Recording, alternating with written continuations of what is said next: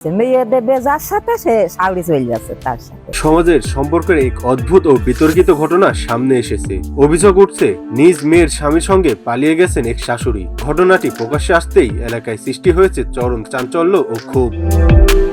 স্থানীয় সূত্রে জানা যায়, দীর্ঘদিন ধরেই ওই শাশুড়ি ও জামাইয়ের মধ্যে অস্বাভাবিক ঘনিষ্ঠতা লক্ষ্য করেছিলেন প্রতিবেশীরা। তবে বিষয়টি পরিবার প্রথমে গুরুত্ব না দিলেও হঠাৎ করে দুজন একসাথে নিখোঁজ হওয়ার ঘটনায় সন্দেহ আরো জোরালো হয়। পরে নিশ্চিত হওয়া যায় তারা একসাথেই পালিয়েছেন।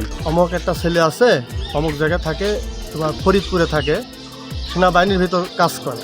ওই আমার মেয়ে বিয়েতে রাজি হয় না। নেক্সটে আমার ওই মেয়েটা মারা গেল। মারা যাওয়ার পরে তখন ওই ছেলেটা আমাকে বাড়িতে আসে, আর উনি আসে আমাকে আব্বু বলে ডাকে, ওর আমার ওয়াইফকে মা বলে ডাকে।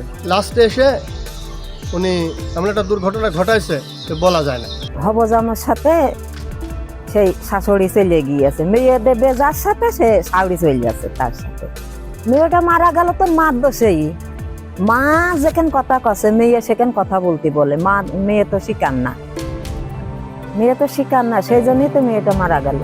এই ঘটনায় ভেঙে পড়েছেন মেয়েটি। পরিবারের পক্ষ থেকে আইনগত ব্যবস্থা নেওয়ার প্রস্তুতি চলছে বলে জানা গেছে। সামাজিক ও নৈতিক দৃষ্টিকোণ থেকে এমন ঘটনা নিয়ে শুরু হয়েছে ব্যাপক আলোচনা ও সমালোচনা। বিশেষজ্ঞরা বলছেন পারিবারিক বন্ধন ও সামাজিক মূল্যবোধ রক্ষায় সচেতনতার জরুরি। একই সঙ্গে এই ঘটনার পেছনে মানসিক ও সামাজিক কারণ খতিয়ে দেখার প্রয়োজন রয়েছে।